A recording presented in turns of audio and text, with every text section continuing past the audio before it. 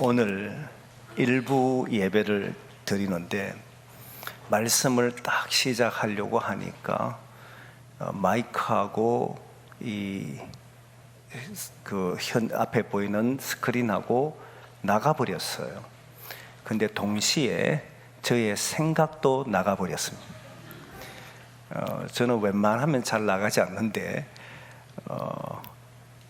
상당히 당황을 했지만 그래도 당황하지 않은 것처럼 하면서 말씀을 했습니다. 갑자기 어떤 일이 벌어지게 되면 사람들이 당황하잖아요. 그런데 그럴 때일수록 더 마음을 잘 잡아야 하고 그걸 이겨내도록 우리가 힘을 길러야 합니다.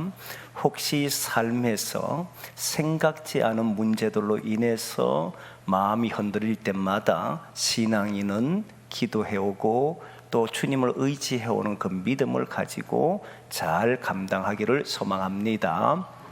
오늘 본문의 말씀은 성경의 역사에 드디어 바울의 본격적인 모습이 보입니다. 바울의 이야기는 오늘 본문에 바울의 말이 없는데요 하지만 바울의 원래 이름은 옛 이름은 사울이에요. 사울인데 오늘 사울이 등장하는데 사울은 구약의 사울 왕도 있었기 때문에 저는 편의상 바뀐 이름 바울로 오늘은 이야기하려고 합니다. 바울 이야기도 사울 이야기구나라고 알면 돼요. 근데 오늘 본문의 내용은 바울이 본격적으로 성경에서 살아가는 모습, 행동하는 모습을 보여주는데 오늘 본문은 흑역사입니다. 바울의 흑역사에 사람마다 숨기고 싶은, 드러내고 싶지 않는 일들이 있을 수는 있잖아요. 바울이 아마 숨기고 싶은 일이 있다면 오늘 이야기일 겁니다. 바울은 하나님의 손에 붙들려 예수 그리스도를 믿게 되고 난 이후부터는 이방인의 전도자가 되었고 성경을 13권이나 썼다라고 할 정도로 인정받는 사람이었으며 특별히 기독 역사의 가장 위대한 인물 중에 한 사람으로 봅니다. 그러나 오늘 본문에 보면 바울은 예수 믿는 사람을 죽이는 것을 옳다라고 여겼고 그 죽임당하는 스데반을 보면서 당연하다라고 생각하고 박해하는 일에 최일선에 선 사람이 바울이었습니다. 그가 얼마나 강직했느냐, 이건 좋은 표현입니다. 그의 마음이 얼마나 대단했느냐라고 말하면 조금 나쁘게 얘기하면 진짜 못된 인간이었냐 하면 각 집에 들어가는데 예수 믿는 사람이 있다는 소리를 들으면 그 집이 누구의 집이든 상관하지 않고 들어가서 남녀를 끌어다가 옥에 넘겨주는 사람이었어요. 여러분, 이런 일을 보통 사람은 못합니다. 그렇잖아요. 남의 집에 들어가서 사람을 끄집어내온다, 그리고 남녀를 비롯해서 강제로 해온다, 그거 보통 마음이 독하지 않으면 하기가 어렵습니다. 대단한 인간이었다는 걸 알 수 있잖아요. 그러나 이런 바울이 후에 예수님을 만났고 그리고 이방인의 사도가 됩니다. 저는 오늘 본문을 가지고 두 가지의 큰 테마를 가지고 설명할 겁니다. 그 두 가지 큰 테마는, 하나는 이제 본격적으로 박해가 일어났다라고 합니다. 예루살렘의 교회에 큰 박해가 있었고 그 중심에 바울이 있었는데 그 박해가 주는 의미가 무엇이었을까? 박해를 통해서 드러나는 일들이 무엇이었을까? 하나의 큰 주제로 한 두 가지 이야기할 겁니다. 또 다른 큰 하나의 주제는 바울과 빌립이 오늘 등장하는데 빌립 집사가 나오는데 이 두 사람이 살아가는 삶의 방식이 달랐습니다. 어떻게 살아가고 그 차이는 무엇이었는지를 큰 주제로 나눠서 이야기할 겁니다. 여기에도 두 가지 정도를 생각합니다. 먼저 박해에 대한 이야기를 하려고 합니다. 여러분, 예루살렘 교회가 서대반이 죽고 난 이후 순교를 당하고 난 뒤에 본격적인 박해가 일어났고, 그리고 예루살렘 교회는 사도들 외에는 더 이상 머물 수 없어서 모든 곳으로 유대와 다른 지방으로 흩어지게 됩니다. 그 박해가 일어났어요. 박해가 왜 일어났을까? 여러분, 오늘 본문뿐만 아니라 지금까지 사도행전에서 제자들과 사도들과 수많은 사람들이 보여준 행동이 박해를 받아야 되는 행동입니까? 유대교를 전복시키려고 한 적이 있습니까? 이들이 모여서 사회운동을 했습니까? 이들이 모여서 어떤 농민운동처럼 가난한 자들이 전체 질서를 뒤집자라고 해서 한 적이 있습니까? 그런 게 없잖아요. 그런데 유대교에서 조직적으로 박해를 했다는 거예요. 왜 이런 일이 일어나지요? 이들은 한 것은 오로지 딱 오늘 본문도 그렇지만 가난하고 약한 자들을 도와줬고, 그리고 나면서 걷지 못한 사람을 살려줬고, 이런 일로밖에 한 게 없잖아요. 그런데 왜 이런 박해가 일어났는가라고 했을 때 이들의 삶은 유대교를 바꾸려고 하지 않았습니다. 유대 나라를 뒤집으려고도 하지 않았습니다. 이들은 무엇을 했느냐면 오직 하나님의 나라를 전파했던 거예요. 예수 그리스도의 이름을 전하며 하나님의 나라를 이들에게 보여줬고, 하나님 나라의 삶이 무엇인지를 실제로 드러냈기 때문에 어둠은 이들을 가만둘 수가 없었다는 겁니다. 여러분, 박해가 일어난 조금 전에 이야기했던 이 내용이 우리나라에도 선교사님들이 처음에 왔을 때 박해는 대단했습니다. 근데 그들도 보면 나라를 뒤집으려고 하지를 않았습니다. 정치를 뒤바꾸려고 하지도 않았습니다.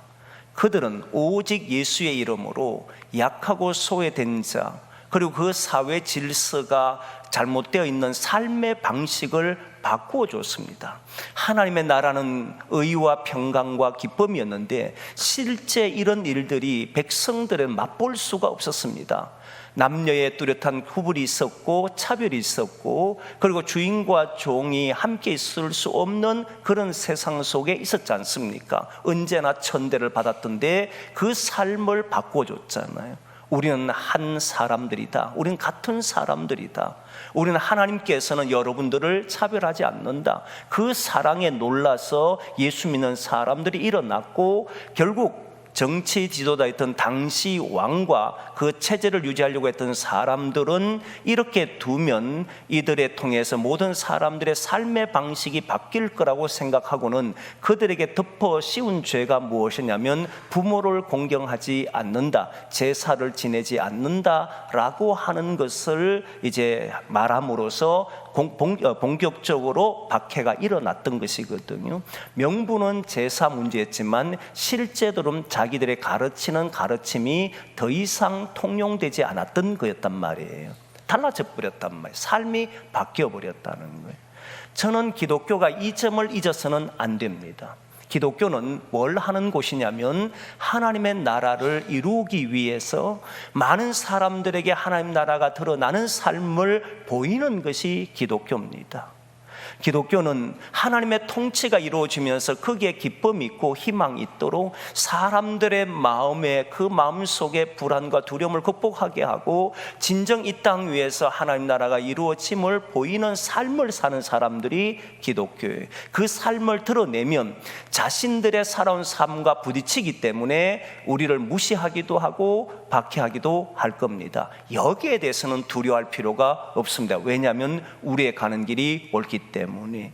저는 이렇게 생각합니다. 우리가 지금 이 시대에 해야 될 일이 무엇인가? 기독인은 여전히 하나님 나라가 이루어짐을 선포해야 하고, 이건 예수의 이름으로 이루어진다는 것을 드러내야 한다고 생각합니다. 그래서 사람들이, 어둠에 있던 사람들이, 죽음에 가하여 살던 사람들이 거기에서 벗어나게 되고 나는 이 삶이 옳아라고 해서 주님 전에 모일 때에 저는 그것이 바로 복음이라고 믿습니다. 여러분, 저는 교회를 생각하면서 한 가지를 꼭 기억하고 싶은 게 있습니다. 여러분, 사람들을 교회에 불러 모으기 위해서 해서는 아니 됩니다. 무슨 이야기냐? 저는 오늘날도 교회는 반드시 필요하다고 믿는 사람입니다. 그리고 교회에 모든 성도들이 함께 모여 예배해야 된다고 생각하는 사람입니다. 그러나 모든 일은 하나님의 나라를 선포하는 것에 교회의 목적이 있습니다. 사람들을 교회에 불러오기 위해서 전도하는 게 아닙니다. 사람들에게 이 복음의 길, 하나님의 나라가 이루어지는 삶이 옳기 때문에 병든 자를 구원하고 갇힌 자를 건져내고, 그리고 그 속에서 고통당한 자를 예수의 이름으로 치유하고 실제로 의와 평강과 희락이 일어나는 삶을 보이게 되었을 때, 저는 그때 그 사람들이 나는 당신들의 길이 맞다라고 해서 찾아 모이는 곳이 교회가 되어야 한다는 거예요. 여러분 보십시오. 초대교회 오늘 지금까지 오는 이들의 모습 보면 교회를 오라고 하는 것이 아니었습니다. 예수의 이름을 통해서 이들을 구원해냈습니다. 그 은혜에 감사한 사람이 이제 우리는 유대교가 아니라 이 기독인들이 말하는 이 길이 옳다라고 해서 모인 곳이 어디입니까? 교회잖아요. 복음이 바르게 선포될 때, 그때 사람들은 변화가 될 겁니다. 죽어있던 사람도 살아나게 되고 그들이 모이는 곳이 교회가 돼야 한다는 거예요. 모든 핵심은 예수의 이름으로 이 땅이 변화가 되고 이 땅의 사람들이 치유가 되고 회복되는 일을 위해서 교회가 살아야 한다는 겁니다.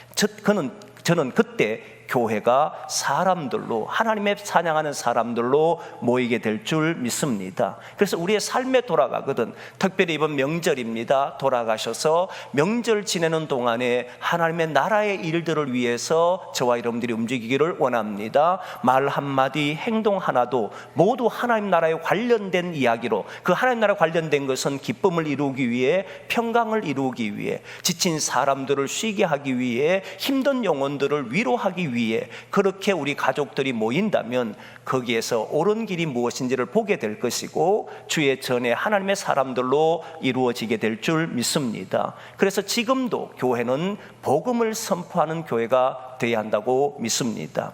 교회를 억지로 데려오는 것이 아니라 바른 길, 이 길이 맞음을 보여주면 저는 하나님의 역사가 우리 교회를 통해서 일어나게 될 줄 믿습니다. 그 일을 할 수 있는 저와 여러분 되기를 소망합니다.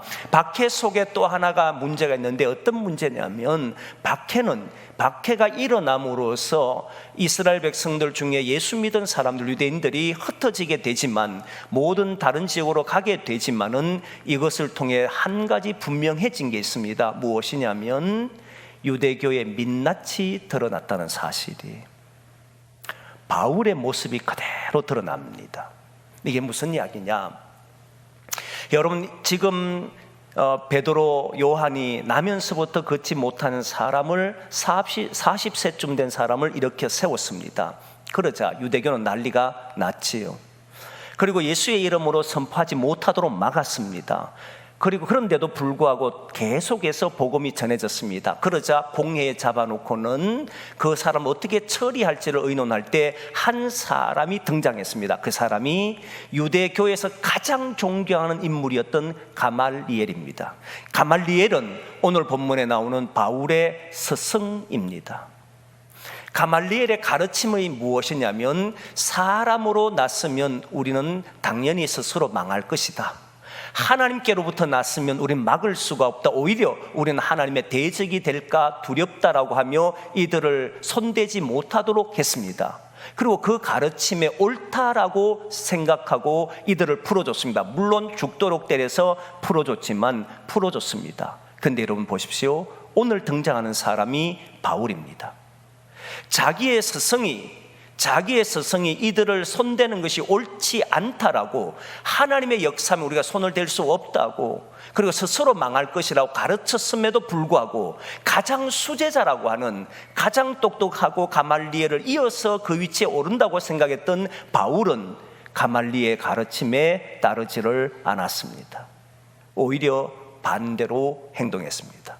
이건 무엇을 드러내느냐면, 이들은 입술로는 스승을 존경하는 사람이다, 스승을 따르는 사람이다라고 말하면서도 실제로는 마음이 멀었다는 사실을 알 수 있습니다. 바울이 조금 전에 이것을 강직하다 했습니다. 세상적인 말로 하면은 못됐다 이 말입니다. 아주 못된 사람입니다. 예수 믿는 사람들이 있는 곳에 집집마다 들어가서 그 남녀를 끌어낼 정도면 보통 인간은 할 수 없습니다. 그 정도로 자기의 신념이 뚜렷했다라고 볼 수 있습니다. 그런데 가말리엘 스승의 말을 듣지 않아요. 이 사람이 바울이었다. 자신의 얼굴이, 자신의 민낯이 그대로 드러납니다. 말은 스승을 따랐지만 그러나 실제로는 따르지 않았다, 이 말이에요. 저는 이게 두렵습니다. 오늘날 우리 한국교회 교인들과 목회자들이 하나님을 존경하고 하나님을 경외한다라고 말하면서 입술로는 따르는데 실제로는 따르고 있을까? 이게 두려운 거예요. 하나님의 말씀이 옳다라고 말하면서도 실제 삶에는 우리는 다른 길을 가고 있지는 않을까? 사랑하라, 그건 성경에서 이야기하는 소리. 여러분, 우리가 말하는 하나님의 나라, 의와 평강을 가지고 사람들에게 희망과 위로와 용기를 주며 살자, 그 말은 돌아가면 우리의 삶의 현장에서는 종이 조각처럼 사라지게 하는 것은 아닐까? 하나님의 말씀을 따른다고 말하면서도 입술은 가까이 가는데 마음은 멀어지는 사람이 된 것은 아닐까? 이 생각을 참 많이 하는 거예요. 여러분, 우리는 기독인으로 예수 그리스도를 따르는 사람들입니다. 입술로 따른 사람이 아니에요. 그 말씀의 가르침에 따라 사는 사람들입니다. 그때 저와 여러분이 있는 곳에는 하나님 나라가 이루어지는 줄 믿습니다. 여러분, 우리는 말로서 따르지 말고, 이들은 유대교의 가장 이제는 한계에 도달했다는 게 보이잖아요. 가장 위대했던 지도자란 존경받는 가말리엘이 말했음에도 유대인들은 따르지를 않았습니다. 하나님의 말씀을 따르지 않고 주의 말씀에 따르지 않는다면 한국교회도 오래가지 않을 겁니다. 역사를 보면 중세뿐만 아니라 자유시대가 있었던, 자유이성의 시대가 있었던 시대를 보면 하나님의 말씀을 따르지 않았을 때, 주의 말씀을 따르지 않았을 때 그 시대는 모두 죽어 있었다라고 말했던 겁니다. 여러분, 저와 여러분들이 있는 이 시대가 주님의 말씀에 따라 사는 성도들이 일어나기를 소망합니다. 그게 우리의 삶이 돼야 돼. 그렇잖아요. 우리는 다른 사람의 말을 따를 게 없습니다. 빌립의 말을 따를 것도 없고 하나님의 말씀에 따라서, 우리는 주의 말씀에 따라서 살아보는 거예요. 그게 옳은지가 드러나게 될 겁니다. 그때 주의 몸된 전에는 주의 백성들로 넘쳐나게 될 줄 믿습니다. 그래서 주님 말씀을 따르는 성도들이 이 시대의 저와 여러분 되기를 소망합니다. 박해를 통해서 드러난 것은 유대인의 민낯과 바울의 민낯이 드러났다는 거예요. 그래서 우리도 삶에 돌아가서 문제 앞에 섰을 때 자기의 부끄러운 얼굴을 드러내지 않도록 주님의 말씀에 따라 사는 성도들이 되기를 소망합니다. 이제 오늘 본문의 하이라이트입니다. 제가 오늘 본문을 통해서 많은 시간을 들여 묵상하며 깨달았던 두 번째는 바울의 삶과 빌립의 삶의 모습입니다. 바울은 유대교의 가르침을 받았고 그 가르침에 따라 삶을 살았습니다. 그런데 이 삶이 무엇으로 이루어진지를 잘 보면 사람들을 가두는 사람이었다는 거예요. 옥에 가두었습니다.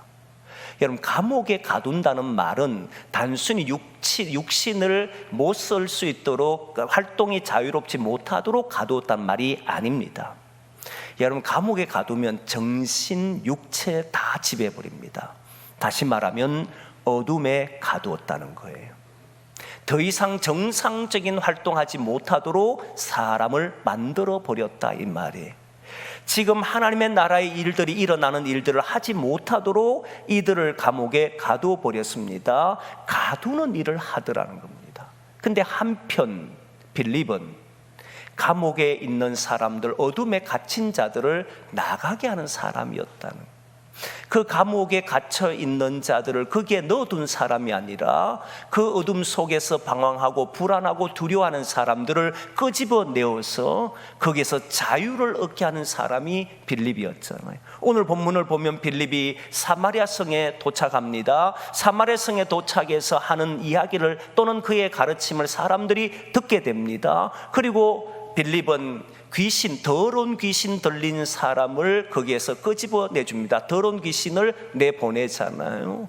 그리고 각종 질병, 많은 병자들을 고칩니다.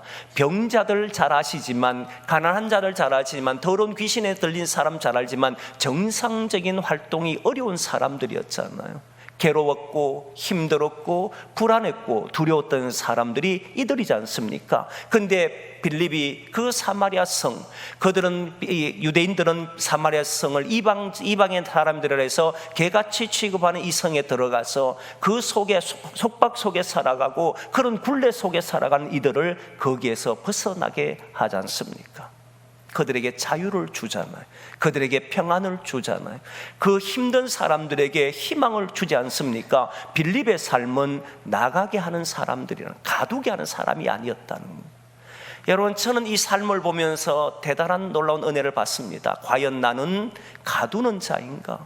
어떤 문제가 일어났을 때 사람들을 불안케 하고 두렵게 하고 거기에 들어가서 더 이상 꼼짝하지 못하게 하고 넘어지게 하고 힘들게 하고 너는 안 돼라고 말해주며 너는 그러기 때문에 할 수 없는 사람이야 라고 말하며 끊임없이 어둠의 속삭임을 전해주는 자인가? 아니면 복음을 들고 예수 그리스도의 이름을 가지고 오늘도 넘어진 자, 고통당하는 자, 오늘도 병든 자, 아파하는 사람, 오늘도 힘들어하는 사람들에게 희망을 주며 용기를 주며 다시 일어서게 하며 그 어둠에서 나가게 해서 자유케 하는 사람인가 라고 하는 생각을 갖게 하더라는 거예요.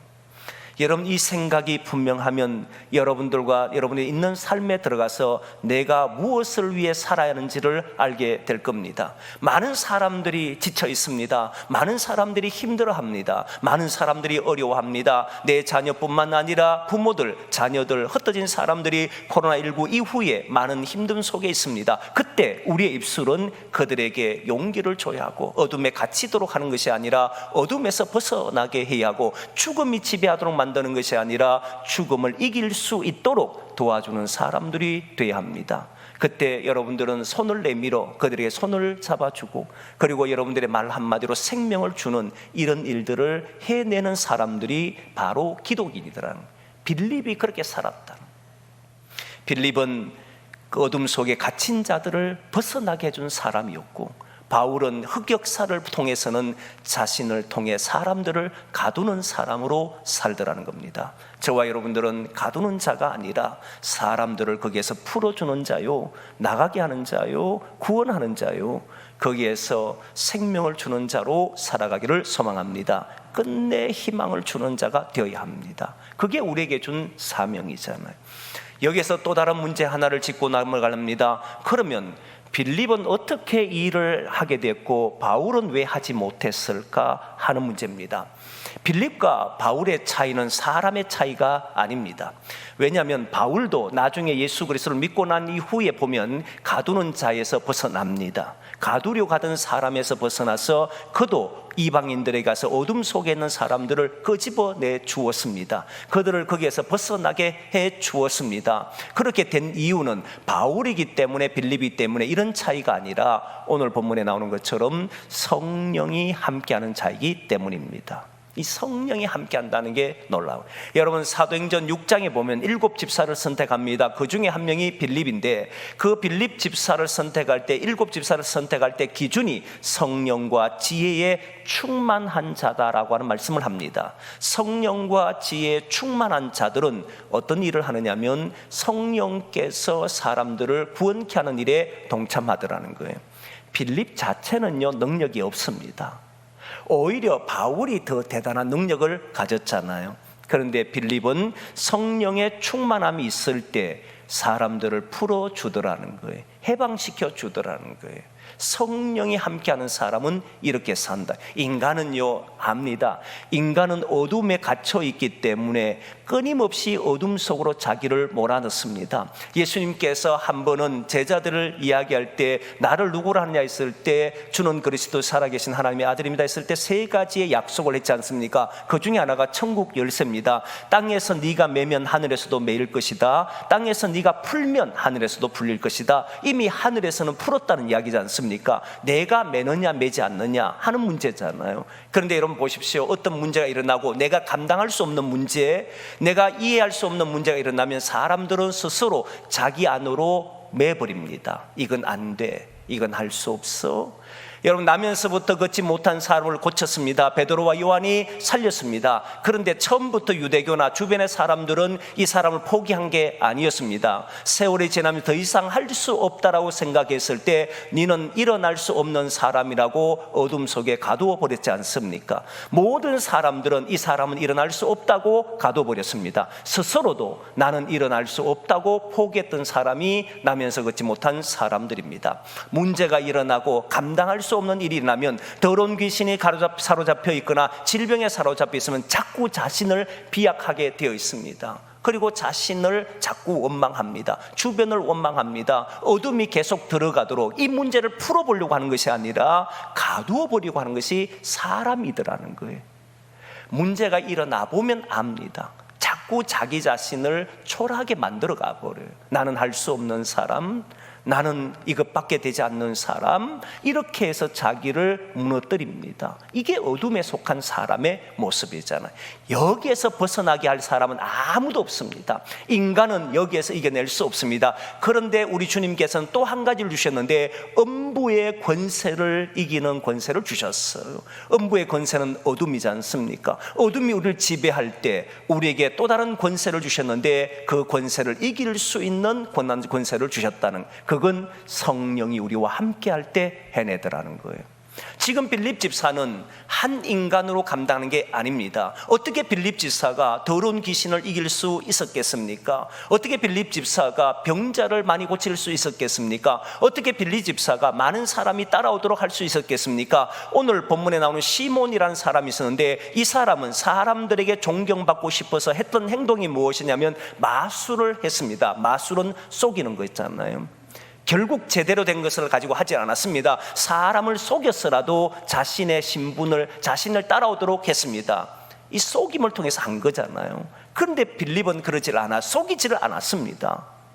인간은 속일 수밖에 없고 인간은 그걸 통해서 마치 자신이 대단한 사람처럼 드러낼 수밖에 없지만, 그러나 빌립은 그러한 행동을 보이지를 않습니다. 왜냐하면 성령이 일하셨기 때문입니다. 빌립을 통해서 성령 하나님이 역사하셨다는 겁니다. 그렇다면 저와 여러분은 이 시간 우리가 나아가서 살아가는 모든 삶 속에서 어떻게 되어야 하냐면, 우리의 힘으로 감당하려고 하면 반드시 넘어질 겁니다. 안 될 겁니다. 여러분들이 스스로 극복하려고 해도 못 이길 겁니다. 그렇잖아요. 여러분, 불안이 일어나면, 두려움이 일어나면 못 일어납니다. 조금 전에 이야기했습니다. 일부 예배 시작할 때에 전기가 갑자기 됨으로써 나도 잠깐 생각이 흔들렸다 이야기했지 않습니까? 그 생각을 잡을 수 있는 것은 자기 스스로 되지 않습니다. 마음을 다 잡으려고 해도 쉽게 되지 않습니다. 그때 잡을 수 있는 것은 성령께서 함께 하실 때, 나를 이기게 하시는 이, 나를 극복하게 하시는 이, 어둠을 이기게 하시는 이는 내가 아니라 성령이 함께 할 때 이루어지는 일들이기 때문에 성령 하나님을 의지하게 되더라는 거예요. 그럼 여러분, 우리는 자신 있어지지 않습니까? 담대해지지 않습니까? 자기 자신을 바라보면 아무것도 할 수 없는 사람처럼 보이지만, 오늘 또 성령을 의지해서 성령 하나님 나와 함께 해주십시오, 내가 성령 충만하기를 원합니다. 성령 충만하다는 말은 성령이 나를 지배하고 있고 성령이 나와 함께 한다는 그 표현이거든요. 내 삶에 돌아가서 성령께서 지배하는 삶을 살기를 원합니다. 나를 지배해 주십시오, 나에게 충만케 해 주십시오라고 기도하고 나간다면 우리가 이해할 수 없는 놀라운 일들이 일어나게 되는 줄 믿습니다. 그때 우리는 사람들에게 희망을 주는 거예요. 어둠 속에 있는 자를 끄집어내어 줄 수 있는 거예요. 감옥에 갇힌 자들을 나가게 할 수 있는 거예요. 답답한 심령들에게 위로를 줄 수가 있고 소망을 줄 수 있는 거예요. 바로 이것은 성령이 함께하는 사람을 통해서 됩니다. 그러면 우리가 할 일은 무엇이냐면, 나는 왜 안 되지라고 말하는 것이 아니라, 성령이요 오늘 또 나와 함께 해주셔서 이 시대를 감당하게 해 주십시오. 가정을 책임지게 해 주십시오. 내 자녀와 내 부모들을 위해서 살아가게 해 주십시오. 그리고 나의 삶의 현장에 돌아가서 어둠 앞에 지지 않고 어둠을 이기게 해 주십시오. 많은 사람들 거기에서 끄집어내어서 자유케 하는 사람이 되게 해 주십시오 라고 기도하지 않겠습니까? 이 기도는 응답될 줄 믿습니다. 이 일을 하고 났더니 오늘 본문 8절에 보니까 나오지 않습니까? 사마리아 성에 큰 기쁨이 있더라. 여러분, 여기에 큰 기쁨이라 했습니다. 예수님께서 요한복음 15장에 포도나무 비유할 때, 내가 이것을 너희에게 이름은 내 기쁨이 너희 안에서 너희 기쁨을 충만하게 하려 하심이라. 여러분, 우리의 기쁨은 문제가 없으면 기쁘지만, 좋은 일이 일어나면 기쁘지만, 좋지 않는 일이 일어나면 힘들어지잖아요. 기쁨이 빼앗기잖아요. 근데 우리의 기쁨은 이렇다는 거예요. 사라졌다가 또 생겼다가. 그런데 주님의 기쁨은 사라지지가 않습니다. 오늘 빌립이 사마리아 성에 가서 복음을 전했고, 더러운 귀신 들린 자를 쫓아냈고 나가게 했고, 그리고 거기에서 많은 사람들 구원해냈고, 병든 자를 고쳐주게 되자 그 성의 사람들이 예수님을 믿으면서 동시에 나타난 일이 그 성에 큰 기쁨이 있더라 하는 말씀이에요. 저는 우리 교회가 이렇게 되기를 원합니다. 주일 주님 전에 찾아왔을 때 세상에서 가졌던 이 기쁨 위에 주님의 기쁨이 충만하게 되는, 어둠이 물러가고 생명이 우리에게 살아나고 다시 희망이 솟아서 세상을 향해 나갈 수 있는 그 기쁨이 이 자리에 가득하기를 원하고 여러분의 삶에 가득하기를 소망합니다. 주님이 저와 여러분들과 함께 하실 줄 믿습니다. 기도하겠습니다.